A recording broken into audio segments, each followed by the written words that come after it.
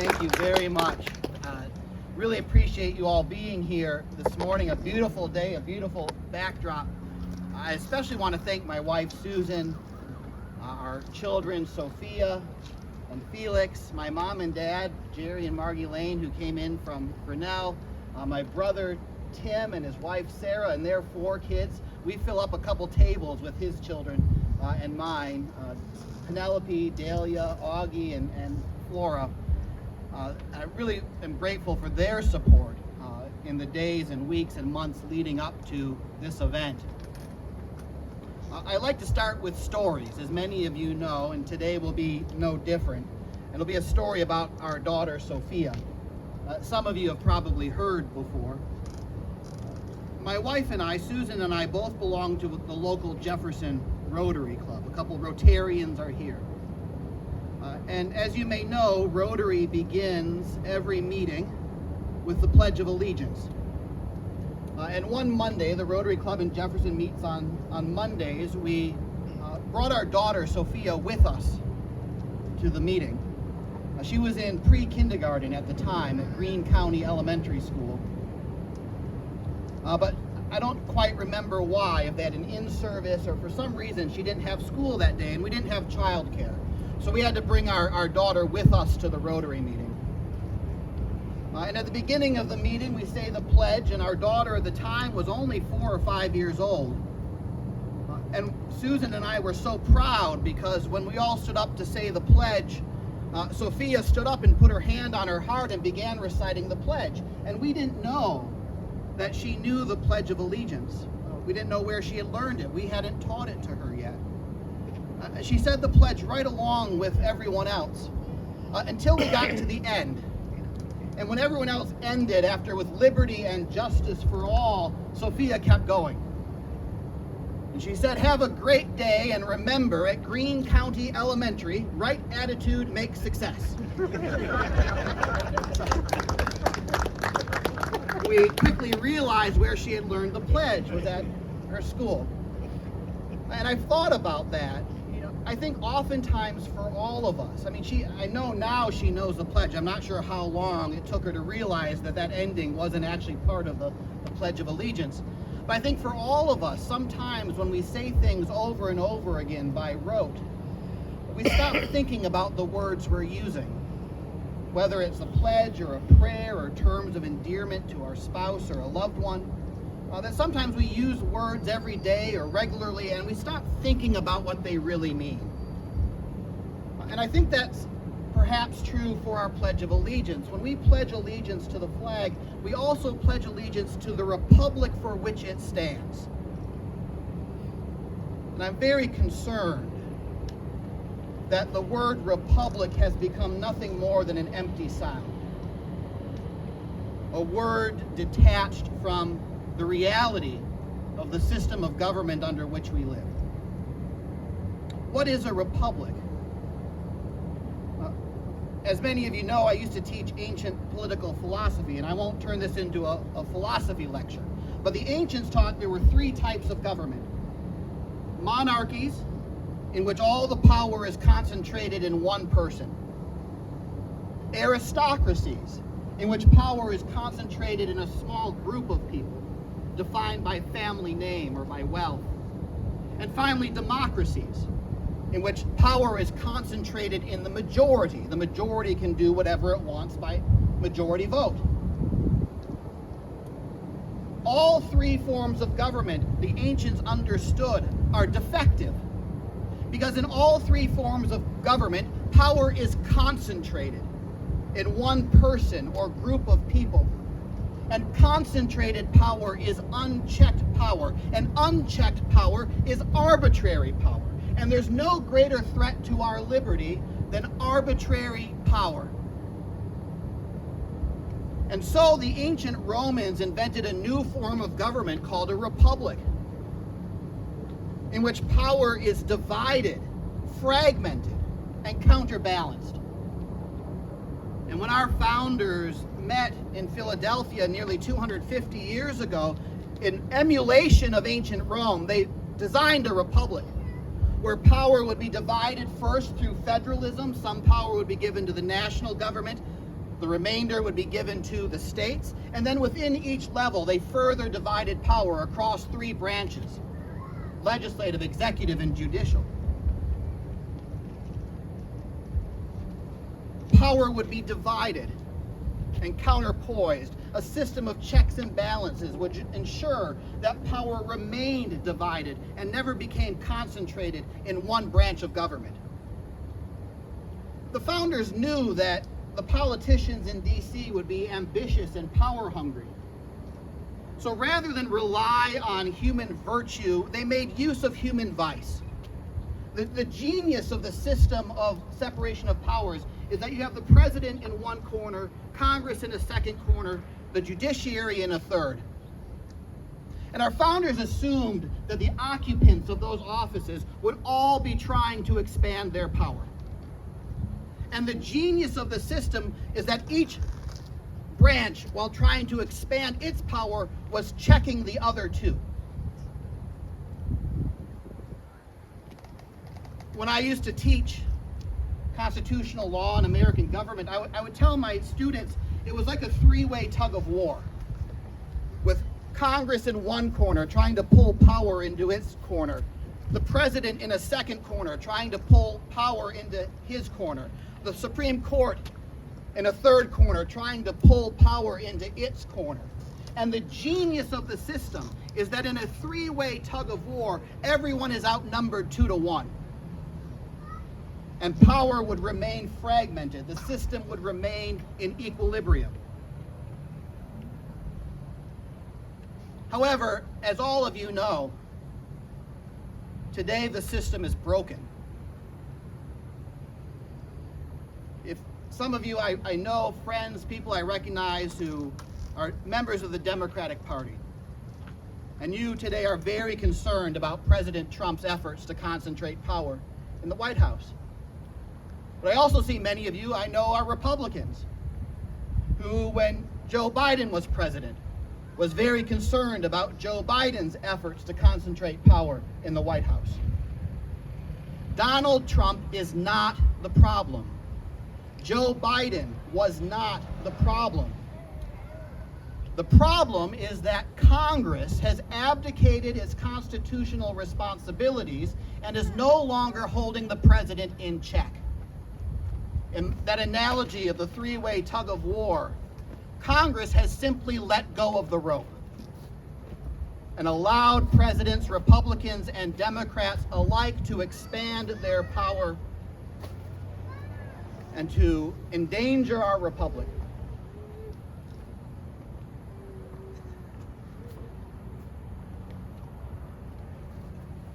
Why? Why has Congress let go of the rope? Were our founding fathers mistaken about human nature? Are they angels and saints who are not trying to expand their power? On the contrary, they have learned that it is in their electoral self-interest to shift responsibility to the White House. Let the president make the laws. Let the president take our country to war without a declaration of war from Congress.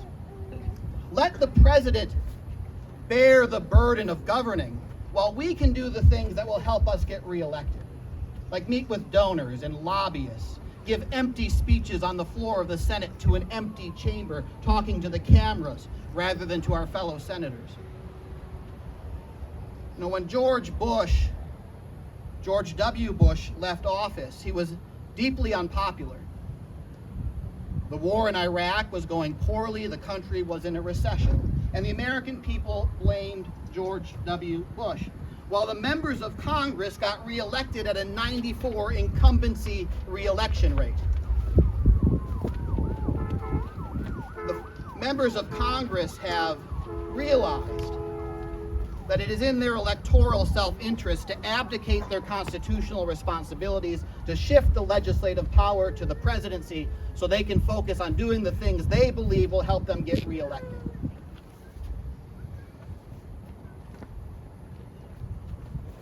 The members of Congress are not saints or angels. They are ambitious, and something even worse than ambitious.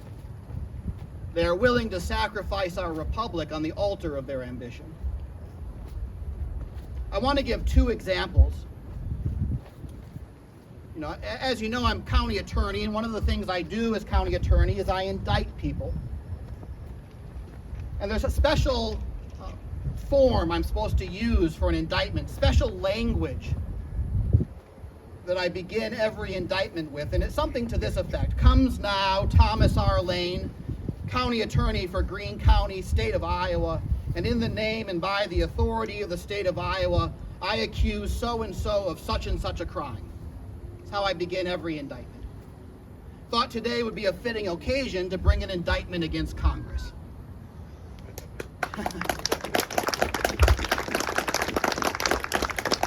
A two-count indictment.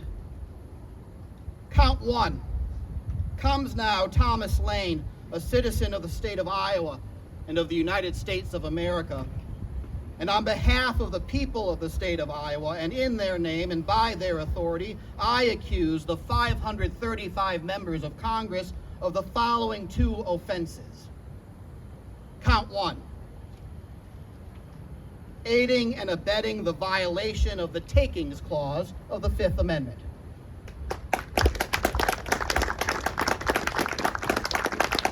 I am sure many of you share my concern about the abuse of eminent domain in our state. I want to just explain briefly the context for this for those of you who might not be familiar with what's happening. Congress in 2022, including every member of our congressional delegation, supported the expansion of certain tax credits under 45Q and 45Z of the Internal Revenue Code.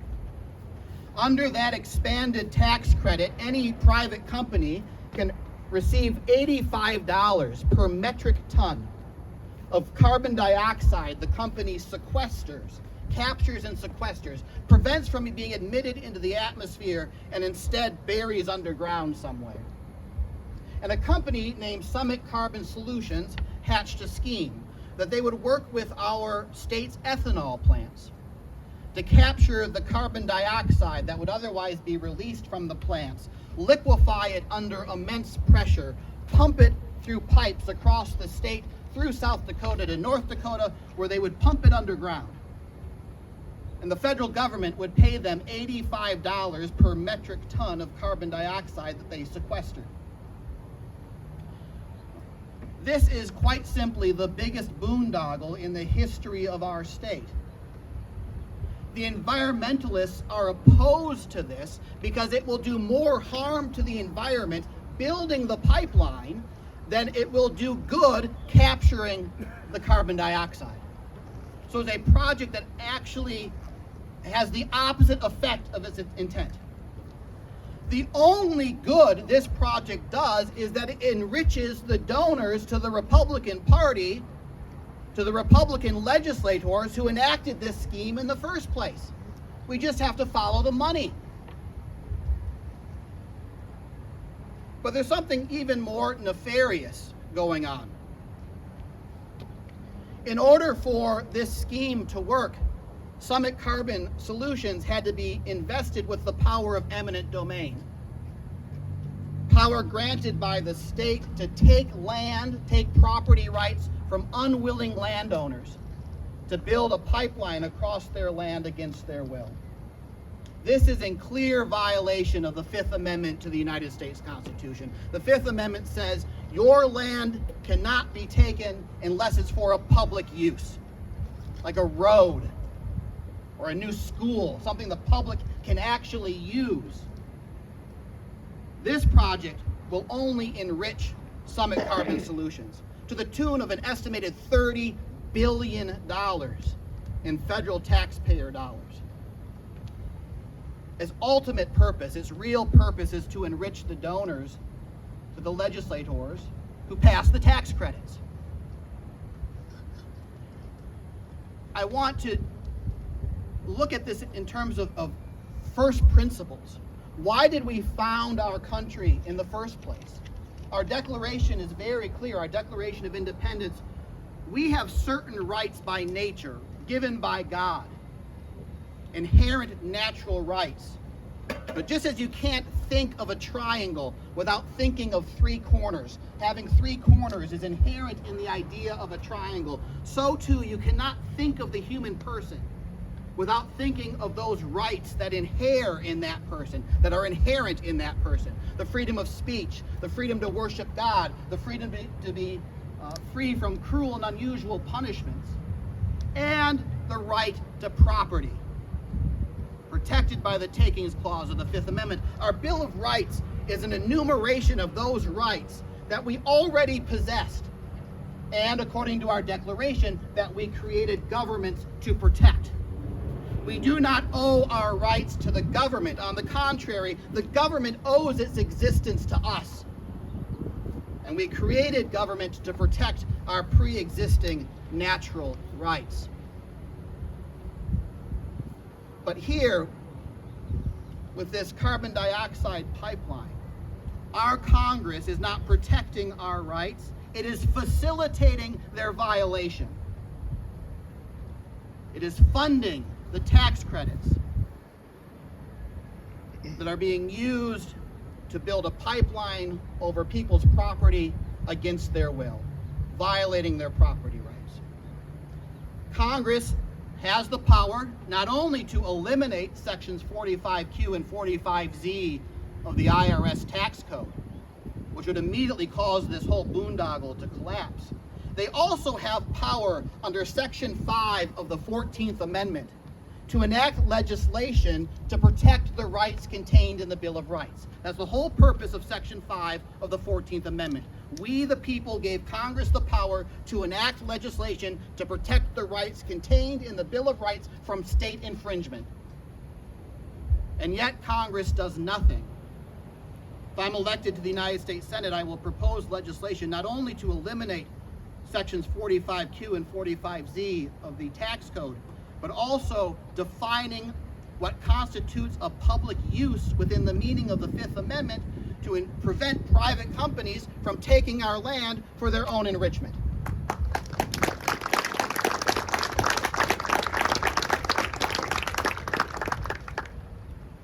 Count 2.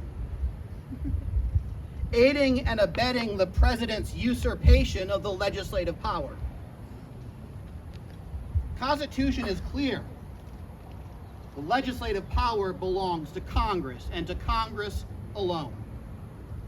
And yet Congress has passed 150 statutes granting the president emergency powers, free rein to do whatever he wants to address what he considers to be a national emergency. Now, this is how President Trump built the wall on the southern border. Now, there may be people here who think the wall is a good idea. There may be people who thought the wall was a bad idea. Let's just set that aside. I think reasonable minds can disagree about how best to protect our national borders. We should all be in agreement that the president shouldn't be able to build walls, use funds, without a statute passed by Congress. Congress passed this law that if the president declares something a national emergency, he has the power to take money from the Defense Department, right? Money allocated by Congress for tanks and ammunition and food for our soldiers. The president declares an emergency, he can take money appropriated to the Department of Defense and use it to address the emergency. Unfettered discretion. This is how President Trump paid for the wall. He took money from the Defense Department, money appropriated by Congress, and used it to build the wall. Again, I'm not saying the wall is good or bad. I don't want to lose sight of the real issue, which is that Congress is abdicating its responsibility for our national security. But it gets worse. Since President Trump was inaugurated on January 20th, Congress has passed a total of 37 bills. That's all they've done. And some of those would be fluff, resolutions supporting something. In that same time period, President Trump has issued 209 executive orders. And it's just not the number, it's what he's purporting to do. And again, it just so happens that Donald Trump is president. I promise you, I would be making the same speech if Kamala Harris had been elected. Every president in recent memory has abused the executive power. But because President Trump is in office, let me focus on one recent executive order that should cause us all great alarm. On August 25th of this year, President Trump issued Executive Order 14341, which purports to make it a crime to burn the American flag. Now, again, there may be people here who believe it should be a crime to burn the American flag. And I'm sure there are people here who believe that should be protected as a form of free expression. I believe reasonable minds can disagree. Let's set aside that issue and look at what power the president is asserting that he has. The president said in his press conference that accompanied the signing of this executive order that if you violated the executive order, if you desecrated the American flag, you would go to prison for 1 year. Not 1 day more, not 1 day less, 1 year in prison. That's what he said. Do we really live in a country in which the president can establish a criminal law by executive order with the stroke of a pen and put you and me in prison for violating his executive order? Again, let's not focus on who presently occupies the White House. Imagine the person you do not want to be our next president. Whether it's Bernie Sanders or J.D. Vance, whoever it is, imagine the person you do not want in office having that power. Do we really live in a country where you and I can be imprisoned, deprived of our liberty for disobeying an executive order issued by the president? That's not the United States of America. That's not Republican government. That's Stalinist Russia. Congress needs to reassert itself and check the presidency, eliminate all of these emergency powers that they've granted to the president, prevent our troops from being introduced into conflict without a declaration of war from Congress. When's the last time Congress declared war? World War II. Presidents have unilaterally taken our soldiers into conflict ever since Truman in Korea, at the expense of more than 100,000 American lives. And Congress is content to say the blood is on the hands of the president. It's not. It's on the hands of the members of Congress. We are approaching the 250th anniversary of our nation's founding. Our Declaration of Independence did not just mark the birth of a new nation. It marked the rebirth of liberty in the Western world, the rebirth of Republican government. Ever since the fall of the Roman Republic and the rise of the Caesars, the world had lived under a succession of despots and dictators and tyrants and kings until 1776.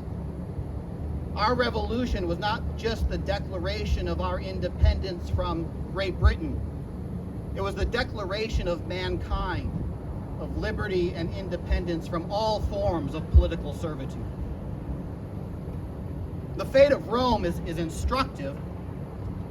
Rome was founded as a monarchy and was governed by a series of 7 kings, the 7th of whom was Tarquin the Proud, Tarquinius Superbus.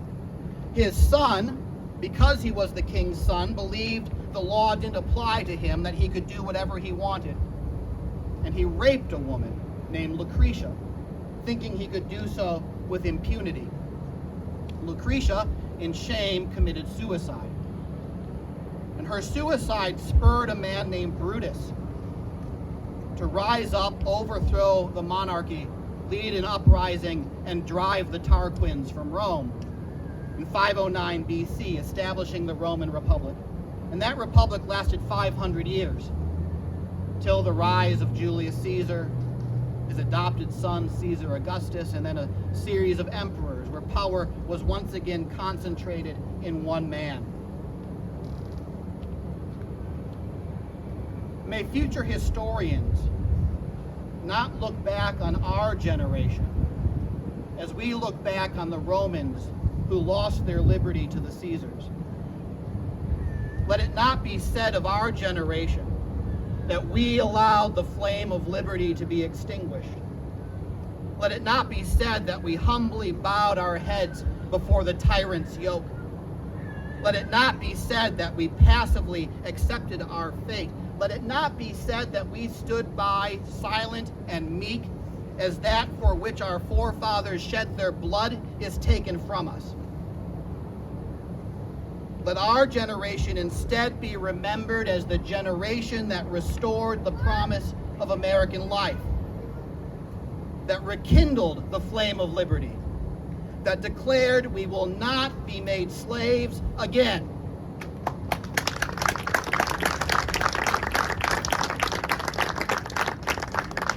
Let the 250th anniversary of our nation's birth once again mark a rebirth of liberty and self-government and republicanism in our world. And let that begin right now, in this place, at this time, with all of you. It is for this reason that I'm excited to declare my candidacy for the United States Senate for the state of Iowa, to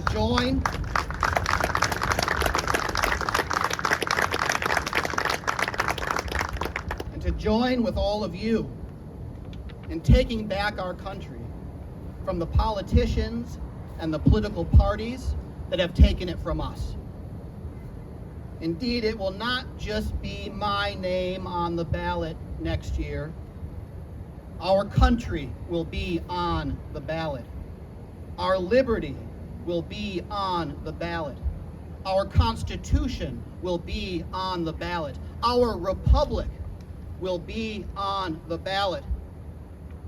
And on Election Day next year, the power in this country will be where it belongs. Not with the president in the Oval Office, not with the justices of the Supreme Court in their chambers, nor even with our representatives and senators in the halls of Congress. Our power will be with all of you in the voting booth. May God bless you. May God bless our undertaking, and may God bless our republic. Thank you.